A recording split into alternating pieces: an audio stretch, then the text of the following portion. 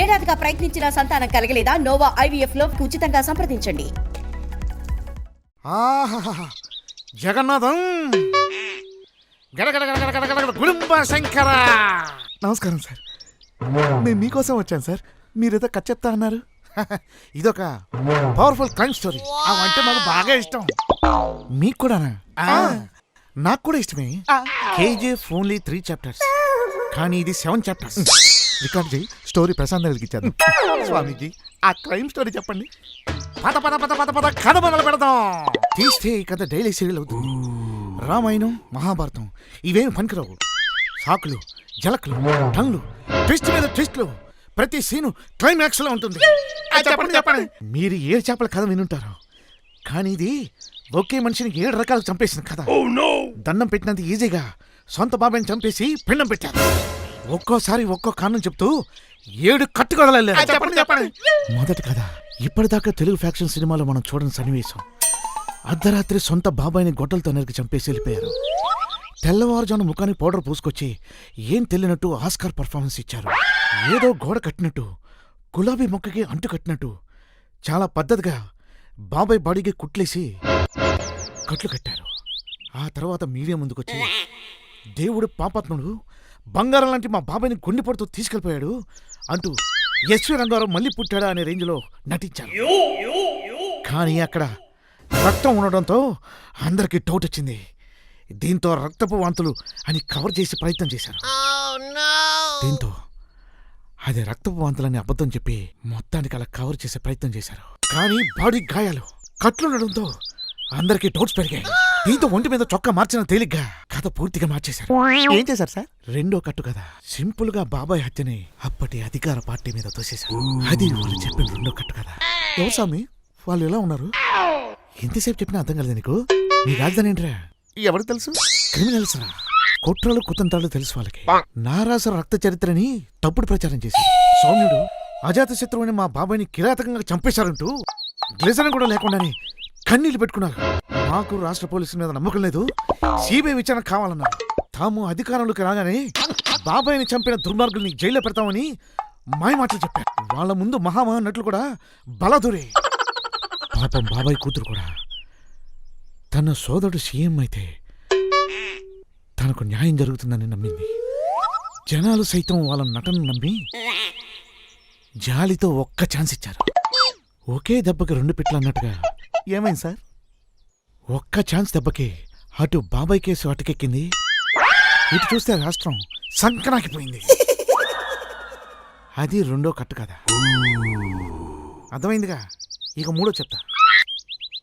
తర్వాత ఏమైంది స్వామి? ఇంకేమవుతుంది? CBI enquiry జరిగితే తమ బండారం బయటపడుతుందని బాబాయ్ హత్య కేసుని మూలపడేశారా? మూలపడేశారు. ఆయా ఇస్త్రీ చొక్కా వేసుకుని పరదాలు అడ్డు పెట్టుకుని వచ్చారని నవ్వుతో కొన్ని నెలలు నెట్టుకొచ్చేశారు. వీళ్ళని చూసి బాబాయ్ కూతురికి డౌట్ వచ్చింది. ఆమె న్యాయ పోరాటానికి దిగింది. సుప్రీం కోర్టుకు వెళ్లి సిబిఐ ఎంక్వైరీ వేసేలా చేసింది. దాంతో అప్పటికప్పుడు బాగా ఆలోచించి మూడో కట్టు కదా లేశారు. బాబాయ్ రియల్ ఎస్టేట్ సెటిల్మెంట్ చేస్తాడని. ఆ గొడవల్లోనే ఆయనను లేపేశారని కొత్త కథ చెప్పారు. బాహుబలి రైటర్ కూడా ఇంత ఫాస్ట్గా కథ వెళ్ళలేము. అదేగా, అయినా ఇన్ని కట్టుకథలు చెప్తే జనాలు ఎలా నమ్మారు స్వామి?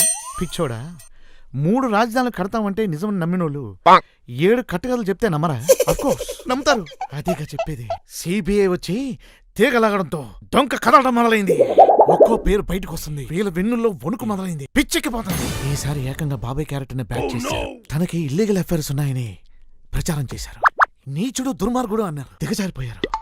సౌమ్యుడు అజాత శత్రువుగా పేరున్న కన్నతండ్రి లాంటి బాబాయ్పై నీచపారోపణలు చేశారు. ఒక అతని తల్లిని లైంగికంగా వేధించాడని, ఆ కోపంతోనే అతను చంపేశాడని 68 ఏళ్లు పెద్ద ఆయనపై 4వ కట్టు కథ లేశారు. అంతటితో ఆగారా? మరొకరి భార్యపై బాబాయ్ కన్నేశాడని, ఆ కోపంతోనే ఆమె భర్త చంపేశాడని 5వ కథనం లేశారు. ఆఖరికి ఆయనకు హిజ్రాలతో సంబంధాలు అంటకట్టారు. మామూలుగా బతుకున్న వ్యక్తుల మీద ఇలాంటి దారుణ ఆరోపణలు చేయడానికి మనసొప్పదు. అలాంటిది ఒక చనిపోయిన వ్యక్తిపై తండ్రి లాంటి బాబాయ్ మీద ఇలాంటి చిల్లర ఆరోపణలు చేశారు. అసలు వాళ్ళ గొడ్డల పొట్టు వేసినప్పుడు కాదు, రంకులు అంటగట్టినప్పుడు వాళ్ళ బాబాయ్ నిజంగా చనిపోయి ఉంటారు. వాళ్ళు ఎంత దారుణంగా ఉన్నారండి సార్. వాళ్ళంతే దుర్మార్గులు. వాళ్ళని తలుచుకుంటేనే కంపరం వేస్తుంది. ఆ దరిద్రుల తర్వాత ఏం చేస్తారో చెప్పండి సార్, చెప్పండి. సెకండ్ ఫ్యామిలీ, ఆస్తి గొడవలు, రాజకీయ వారసత్వం అంటూ ఈసారి బాబాయ్ కూతుర్ని ఇరికించే ప్రయత్నం చేశారు. రాజకీయ వారసత్వం కోసం కూతురు అల్లుడే బాబాయ్ని అడ్డు తొలగించుంటారని ఒక కథ లేశారు. అంతటితో ఆగలేదు. బాబాయ్ రహస్యంగా రెండో పెళ్లి చేసుకున్నాడని, ఆయన చిన్నింటికి ఆస్తి రాసిస్తున్నాడని తెలిసి సొంత కూతురు అల్లుడి లేపేశారని మరో కథ అల్లేశారు. ఇన్ని కథలా? వాళ్ళకి ఇది మామూలు విషయం. ఇన్ని కథలన్నా గూగుల్ టేక్అవుట్ దెబ్బకి అడ్డంగా దొరికిపోయారు. మరైతే ఈ కథకి ఇండికేట్ పడినట్టేగా. ఆ యదవులు అంత ఈజీగా ఒప్పుకోరుగా. ఈసారి ఏకంగా సిబిఐని టార్గెట్ చేశారు. ఇన్వెస్టిగేషన్ తప్పు పట్టారు. వీళ్ళ దెబ్బకి సిబిఐని షాక్ అయింది. అప్పుడు అర్థమైంది సిబిఐకి వీళ్ళంతా 420 గాళ్ళు. అప్పటికి వాళ్ళు 4 ఏళ్ళు డైలీ సీరియల్ లాగా దీన్ని సాగదీస్తూనే ఉన్నారు. కాయకచోటిగాళ్ళు ఇలాగే వదిలేస్తే ఇంకో 40 ఏళ్ళైనా ఏమీ తేలదని నాకు అర్థమైంది. అంటే ఈ కథ క్లైమాక్స్ లేనట్టేనా? జనాలు గొర్రెల్లాగా ఉన్నంతకాలం వారి ఆటలు కొనసాగుతూనే ఉంటాయి. వాళ్ళ పాపాను వాళ్ళు పోవాల్సిందే. ఈ చూస్తాగి క్లైమాక్స్ ఎలా ఉంటుందో ఊహించి చెప్పండి. క్లైమాక్స్ ఇంకా అర్థం కాలేదా? సాక్షులు గుడ్డిపడి తెప్పిస్తారా, అధికారులు లేపేస్తారని భయంగా ఉంది. అందుకే ఈ కర్మ మనకొద్దని స్టిక్కర్స్ అంటించుకుంటూ తిరుగుతున్నాను రా. అనుబంధం ఆత్మీయత అంతా ఒక భూతకం. ఆత్మతృప్తికై మనుషులు ఆడుకునే నాటకం. వింత నాటకం.